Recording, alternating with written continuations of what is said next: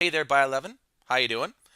It's time to move out of topic 20, plants invade land, and get away from things like our mosses and our ferns, and look at some of the more advanced plants. Specifically, we'll begin with the gymnosperms, then we'll move on to the angiosperms. But let's stop and sort of take stock of what we've learned thus far.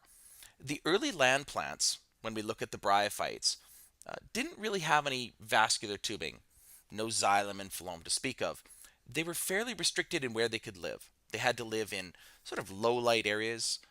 They had to live around marshes, bogs, things like that, or in, as I said, low light areas, forest floor, uh, etc., rainforest areas. Now, ferns got away with being a lot larger because they invented the first water vascular system. Specifically, the little item was called a tracheid. Now, it was basically piping with a cellulose coating around the outside, and it was strong enough to give the fern the ability to resist gravity, to stand up quite tall, and to transport water throughout the fern. Now, remember that mosses are phylum Bryophyta, and ferns are phylum Pterophyta.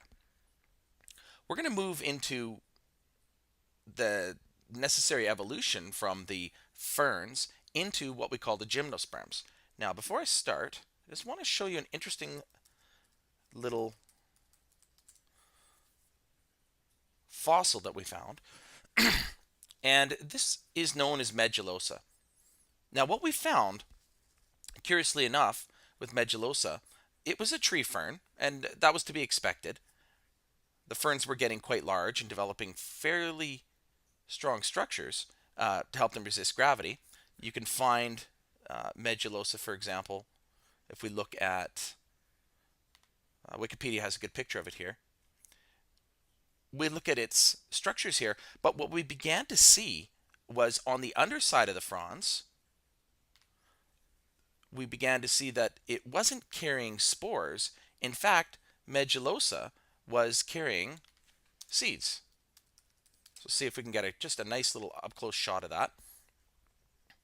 And on the bottom of Medullosa, this actually confirms it here.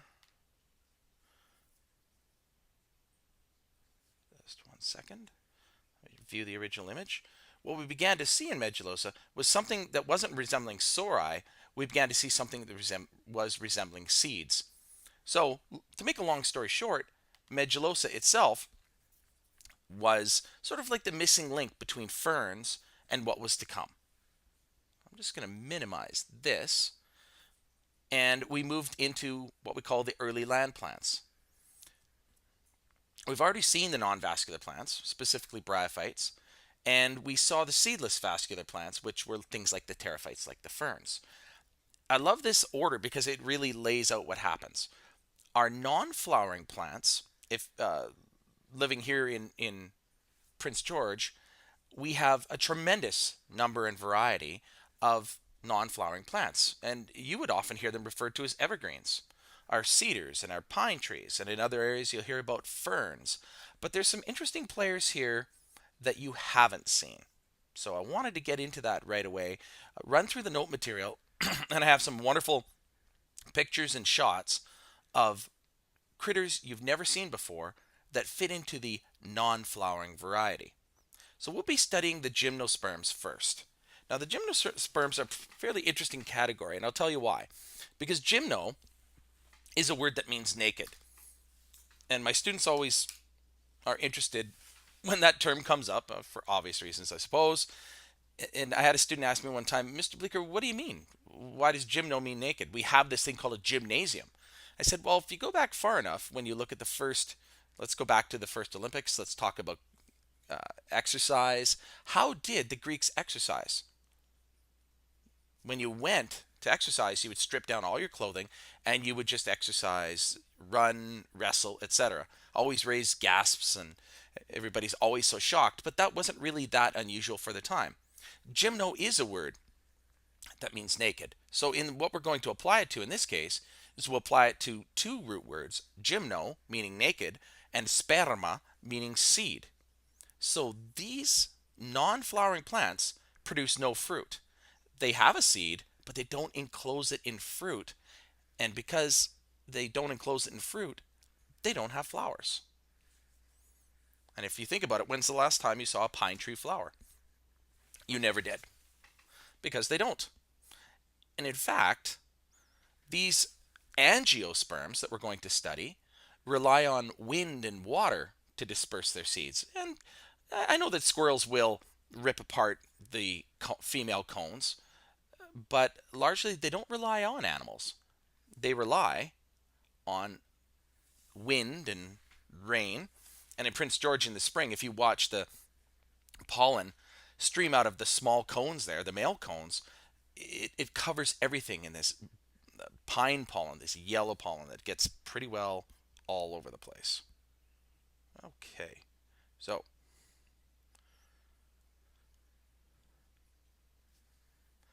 we look at the seed plants. I love this picture because it's one that you would never suspect. When we look at our first seed plants, they often have these things called strobili, which is more commonly are called cones. Let's zoom in on this a little bit. Now there's no fruit around that, even though it's colorful. A strobilus is just a collection of brackets, and all those little bits you can see sticking out. At the base of each one is a seed. What you're looking at here is called a cycad. It produces naked seeds, and it looks a lot like a fern. And that's a little bit more evidence. We saw medulosa was the tree fern. When you look at cycads, they look like ferns with giant cones, which you had never seen before. So you see a bridging in evolution. Sort of helps bring it all together, doesn't it? So gymno, we should define that. Let's go back to, I'll choose blue this time. Gymno is Latin. Gymno meaning naked.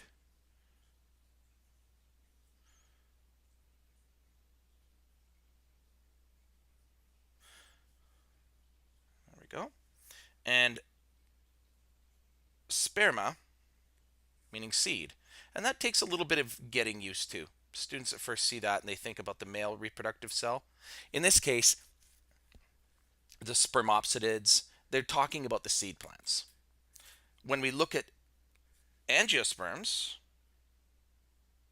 okay, that comes from two terms, so I'm going to use a little bit of selected highlighting there to make my point. Angio means vessel. Now think of it this way.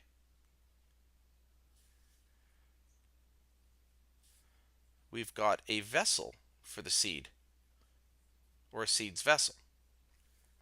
So there you go. This involves fruit, and wherever you see a flower, you're going to see fruit. It's the flower that's the female reproductive counterpart. And you could think of the vessel, think of an apple or an orange or any source of fruit that's around the seeds that not only protects it, but also draws in animals to consume the fruit, and then through the animal's digestive system to distribute the seeds. And they can get distributed over a long area, and then they get pooped out, and that's pretty good for the seeds, right? Born in a big pile of manure. Gymnosperms, they don't really rely on living things, and it turns out to be a bit of a disadvantage. It's one less helper in your reproductive strategy. So here we go. A lot of the things that we enjoy, you can see a whole variety of nuts here, those are just more or less naked seeds. And what we mean by that is the seed itself, and I drew this before, but I think I'll do it again. The seed itself is a pretty simple structure. You have an outside, which is called a testa. And we'll just do a little black drawing of our little embryonic plant there. That should do. And just use a little bit of coloring here. Yellow, but often it's white. And the inside is called the endosperm.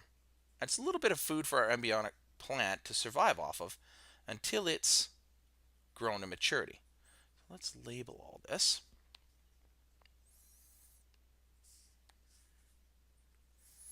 Seed coat is the testa. Now that can be pretty strong. In fact, some coniferous plants will really, their cones will only open in forest fires. And the forest fire itself can be used as a transition for the species because the cone won't open until a forest fire happens, clears the land, and produces a, think of it this way, sort of paves the way for the seeds, sort of a new generation growing in a highly cleared land space. The testa can be really, really strong as it passes through the digestive tract of an organism, let's say a black bear. Those seeds get scored a little bit by the acid, worked over, if you will, and that weakens the testa just enough so that the germinating embryo will start to grow out of its sort of like little I don't know, what would you call it here, out of its little suitcase of life. It's a seed. Okay, so this is the endosperm. Let me see if I can move this down a little bit. That'll help.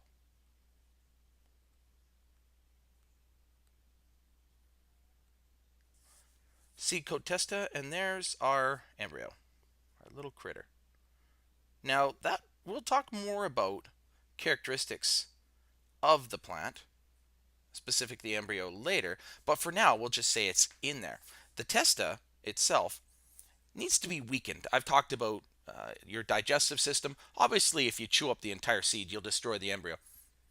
But a lot of organisms eat these things very quickly. They pass right through the digestive system, and some seeds make it, other seeds don't. You get the idea. The neat thing is the test is waterproof, and you don't need water for fertilization. Think back to when we were looking at mosses and ferns. Without water, they really have a hard time fertilizing. I'd say mosses even more than ferns. So water will help some of these critters in the reproductive cycle, but they don't have to have it. Okay, it's not a necessity. So they don't need water for fertilization, and that's a pretty big point.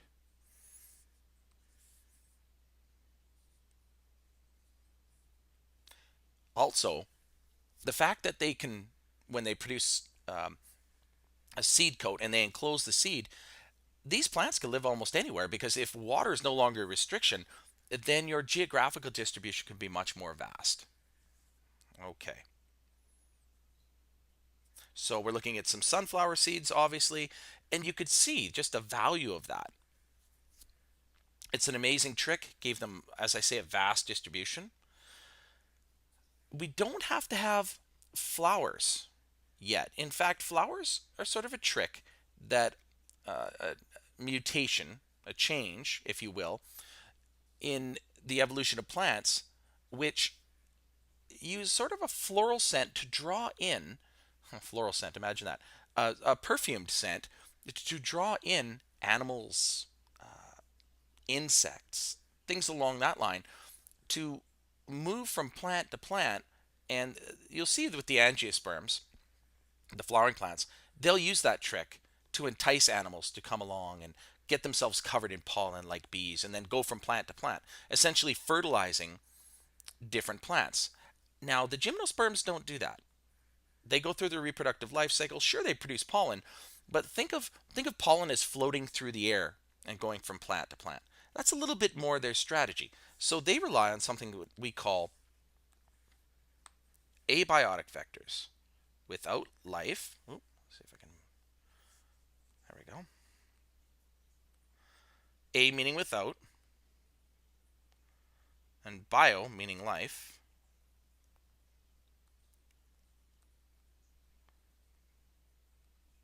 And vectors, let's see here.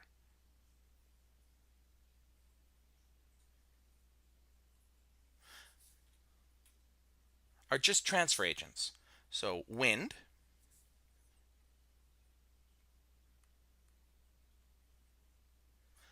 water can help,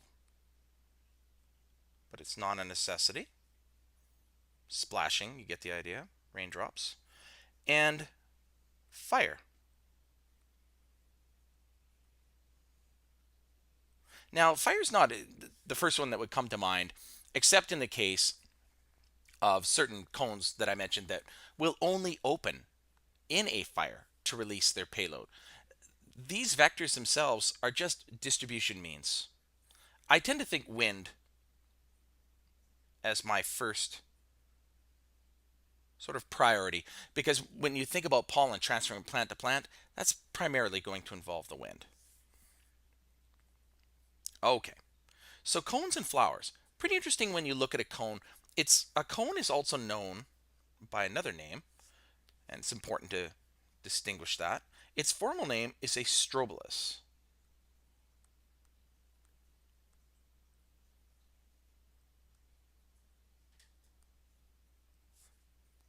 But if you're looking at the plural of cones, you call them strobili, like that. So now we have to go back to kind of alternation of generation and say, well, where was the sporophyte and where's the gametophyte? Well, the gametophytes are highly reduced. And here's a way of thinking about it. What are the gamete producing structures in things like human beings? Let's draw an analogy. The ovaries and the testes are the gamete sort of bearing structures. Now, let's go back a little bit further than that. Okay, if we think of ourselves as being the diploid critters, 2N, then specifically what is it in cones that's um, producing the gametophyte? Now, if you go right down to it, you get these little pollen grains. So the cone produces the pollen grain. It looks like a little spiky ball. And it's the pollen grain that contains the egg or the sperm. So the cone itself is 2N, but when it undergoes meiosis and produces the pollen grain, it's the grain, which is the gametophyte structure.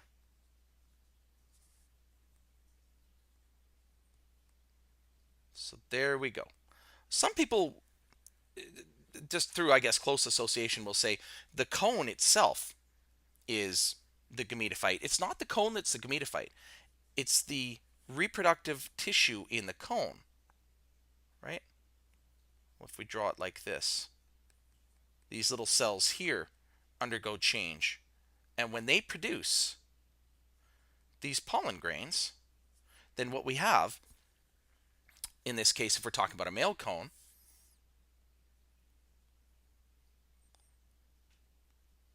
is we are talking about a gametophyte. So there's the grain is the gametophyte. Now in the female,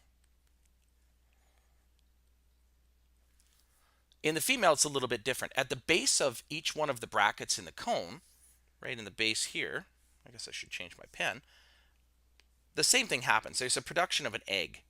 So it's a little bit hard to see, but I'll be showing this in a second in our slideshow. I'm going to pop out and talk about specific examples of this. But at the base, there's tissue, and you're looking at a female cone here. The male cones, by the way, are usually small and sort of papery and sort of thin.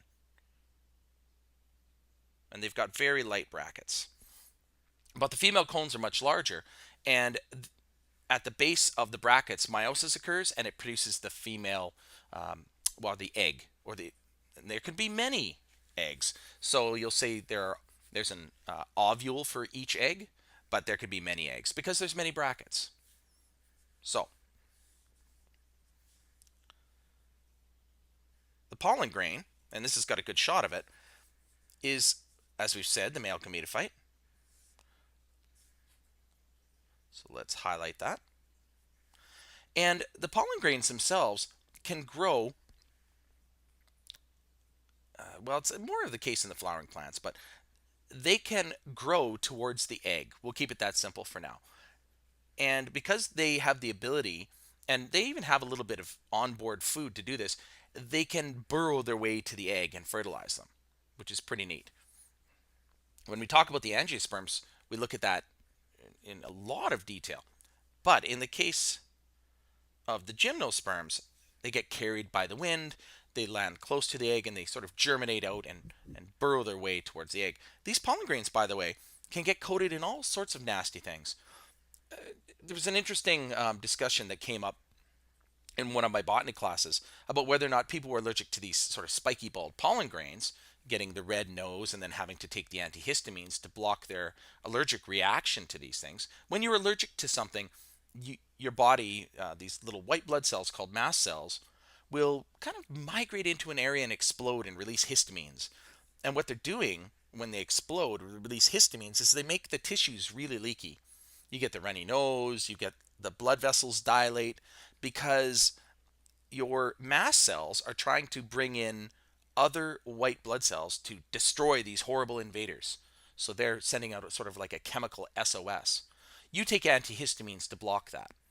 But an interesting one of another theory about these things is that people might not be as allergic to the pollen, pardon me, as to what is coating it.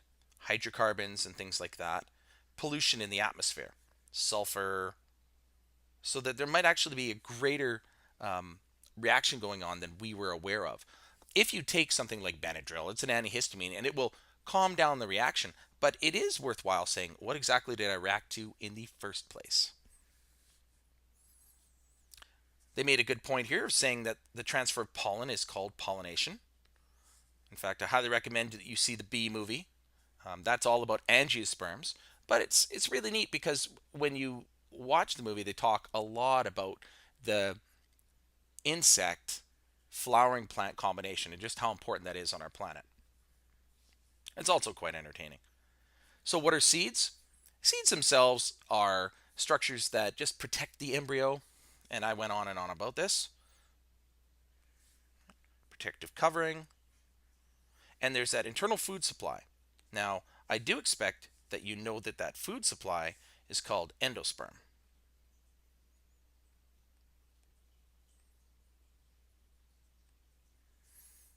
There's our developing little critter busting out there. Very cute.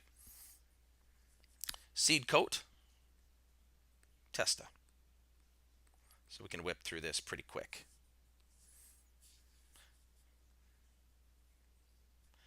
Getting into particular detail, when you look at seed modifications, since the vectors can be wind, and water, and in some case even fire could be considered a vector, the seed itself may have some interesting adaptations, such as the wings, like walnuts, for example, have this neat little wing attached to their seeds.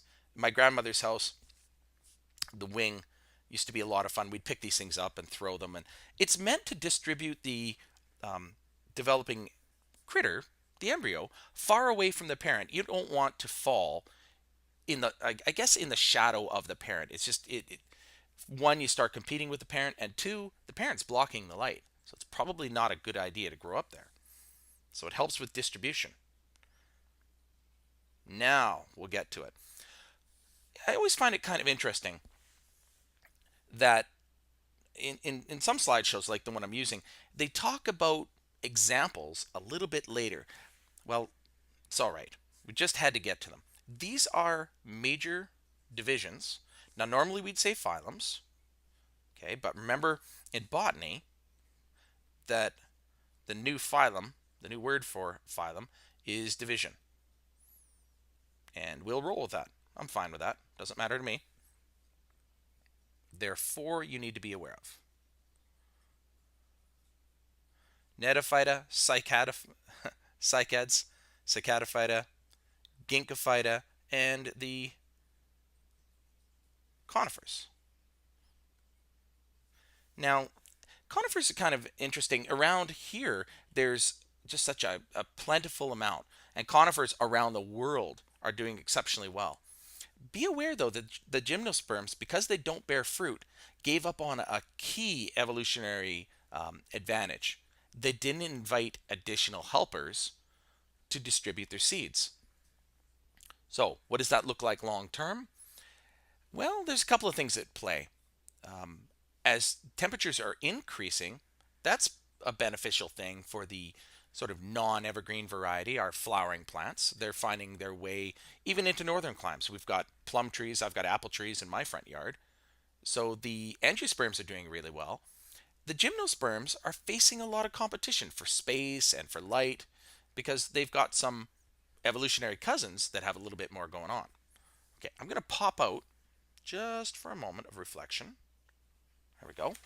Um, because I like to show some of the pictures online that I have of these. Neat little sort of narrative moment. If we look at cycads,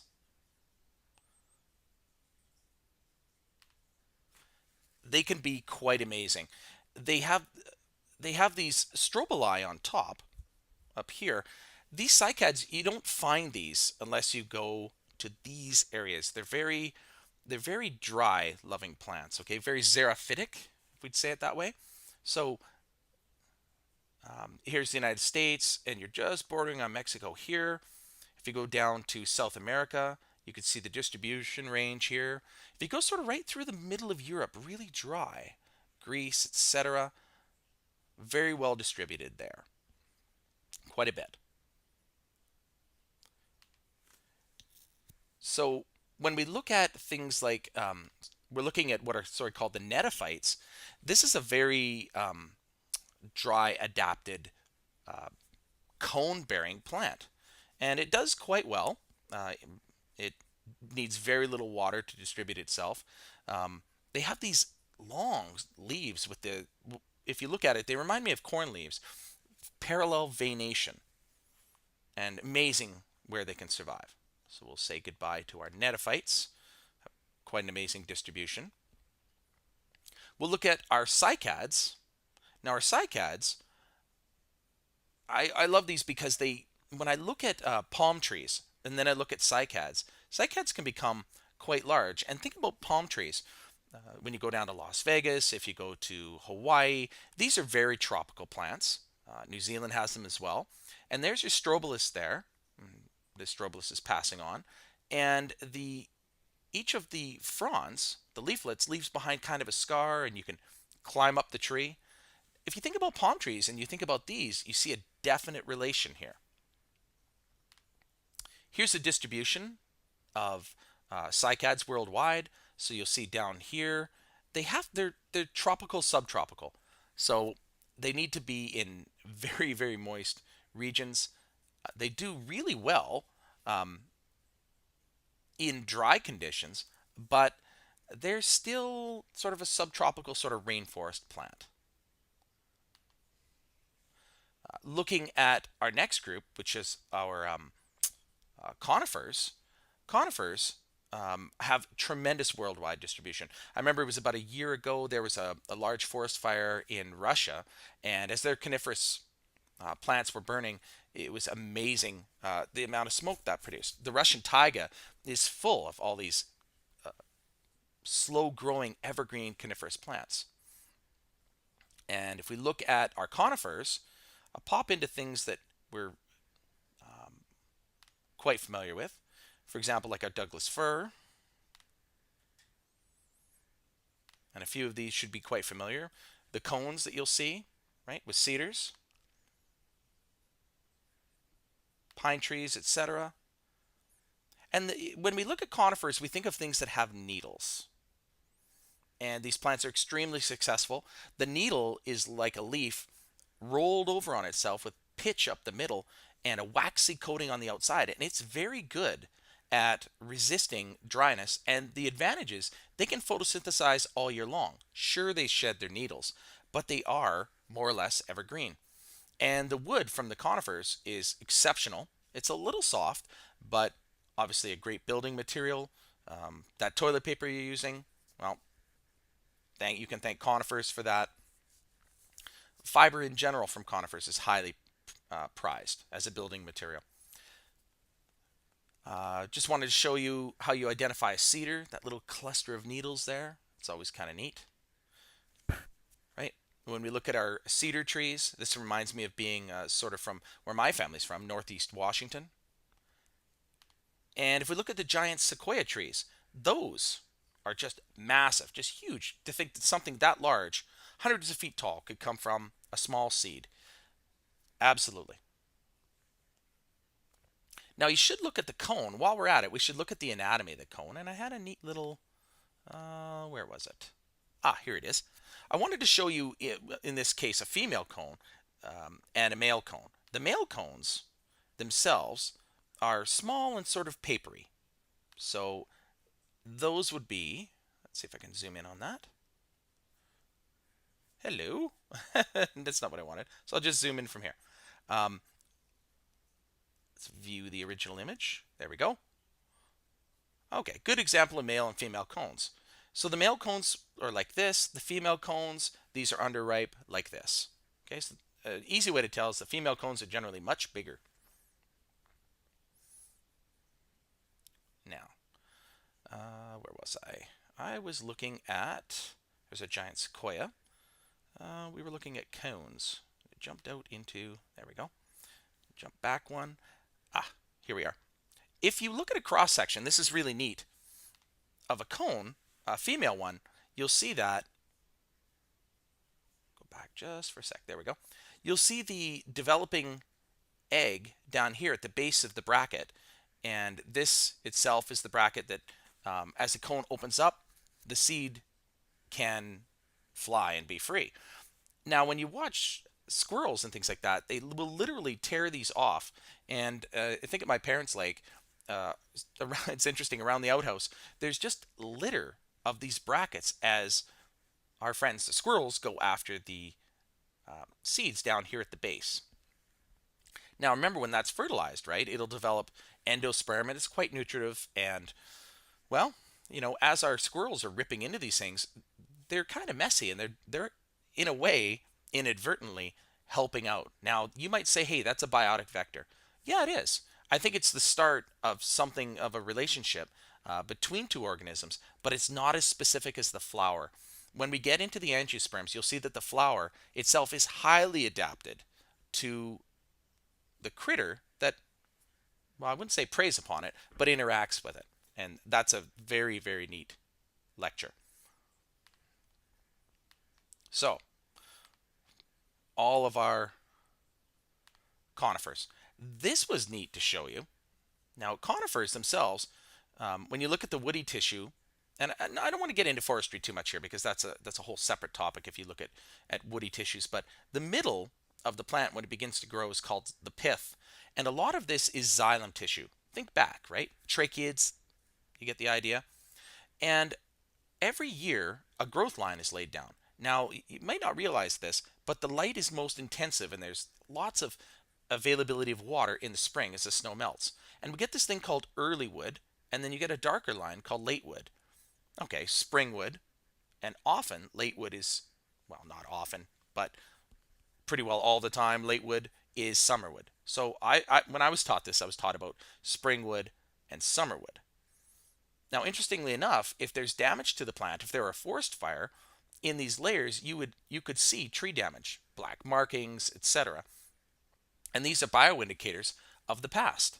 If you want to age the plant, you can be my guest. You can go for the light colored rings, or you can go for the dark colored rings. I find it easier to age it by the dark colored rings. So 1, 2, 3, 4, 5, 6, 7. You get the idea.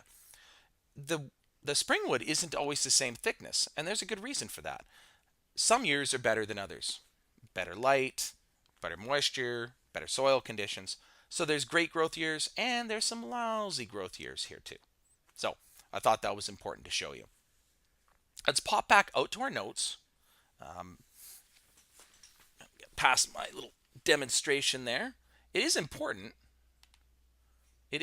though, that you're able to appreciate that is year after year of xylem being laid down. Now, you might say, where's the phloem? Where's the food conducting tissue? Ladies and gentlemen, it is right underneath, right here.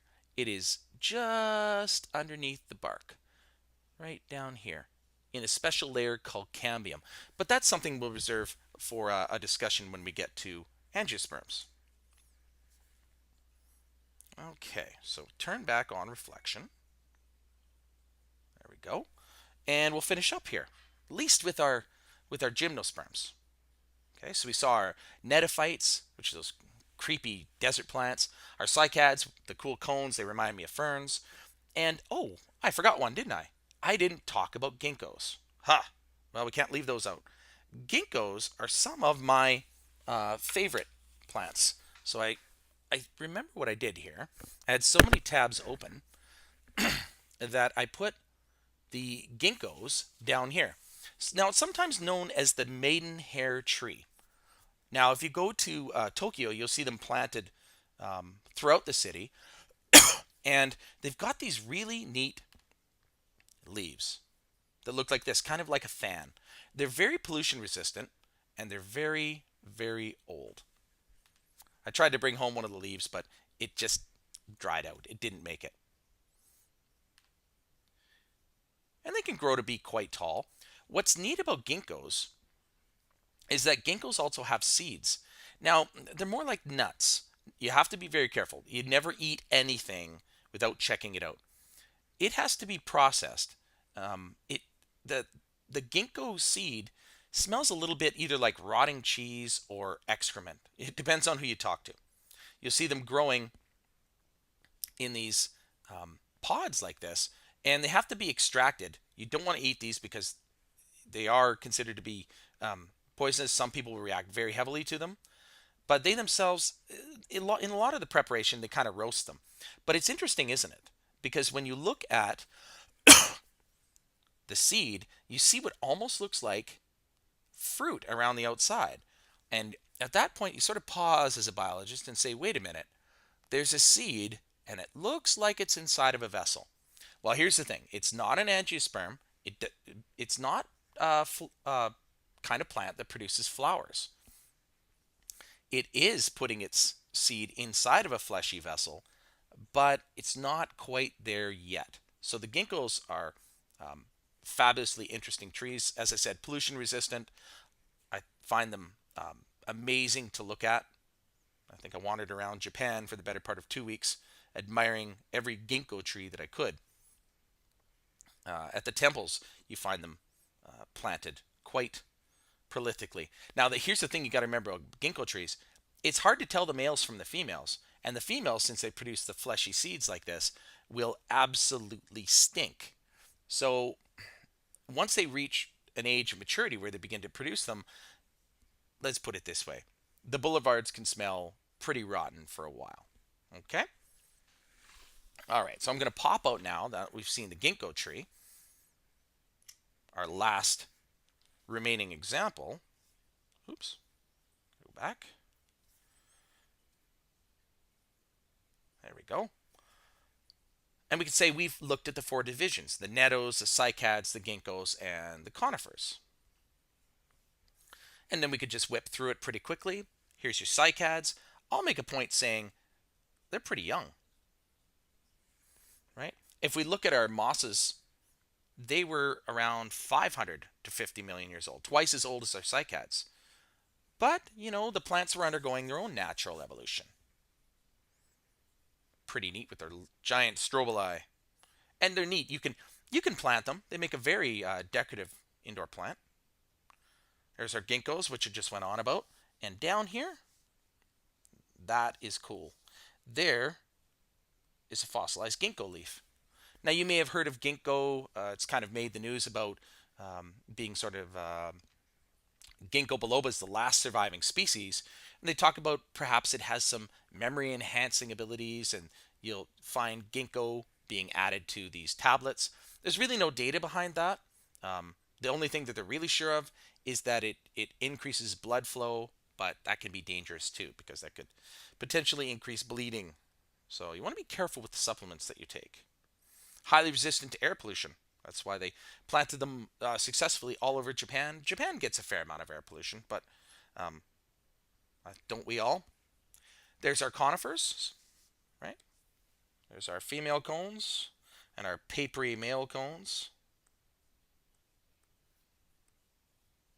And around here, they leave that incredible, I just call it yellow filth in all the puddles all over Prince George. And it's pretty successful when you look at it. 500 known species. But if you go through the ones that you say, okay, yeah, I know about firs and cedars. We looked at those. Spruce trees, pine trees. Spruce and pine, if you can't ever remember the difference, look at the bark, and if it's extremely rough, really, really rough, you're probably looking at a spruce tree around here. So sequoias, redwoods, junipers, yew trees. You don't see yew trees where I'm from. You'll see those on the coast with their little sort of fleshy type berries. And here's our cedars, the female cones and the male cones, right? I've got a couple cedars planted in my front yard, and I see a lot of these guys, right? Not so many of these, as it turns out. Example of our cones, and you can see as a good shot. There's the seed there, little wing-like adaptation there for distribution. Pretty cool. And you can see next year's cones developing. Trees are always planting a couple years ahead. This female cone is a juvenile, right? And if you look carefully at pine trees, you'll see that they'll have like a bright green color in their juvenile year. Wow, that brings us to the end of 22.4. It's quite a topic. When you look at botany, when I was at the University of Victoria, my alumni, little shout out to you, Vic, we studied vascular and non-vascular plants. There was a whole course on all the algae and everything leading up to things like moss. And there was another entire course leading up to critters that had internal plumbing, right? Think of it as basically from the ferns through the gymnosperms, which we've just looked at, and then all the way through the angiosperms. I mean, the topic is vast, and botany's wonderful, right? They're also they're nicer dissections. When the dissections start to get hard in zoology and people don't like cutting into critters as much, it's kind of refreshing to have a botany class because it's neat to see things grow, going to the greenhouse, looking at how photosynthesis really works. Taking cuttings, planting. That's all really organic. That's fun stuff to do. Not talking down zoology, but botany itself, I'm saying well, Plantae is a kingdom for a reason. It's vast. And what we're looking at here in the gymnosperms, we're looking at sort of things that began to evolve, let's say 275 million years ago and are still around. But there are new variations of plants out there. We haven't even looked at the angiosperms. So that's it for this round. Until I get into angiosperms, ladies and gentlemen, have a good one, and I'm done. Ciao.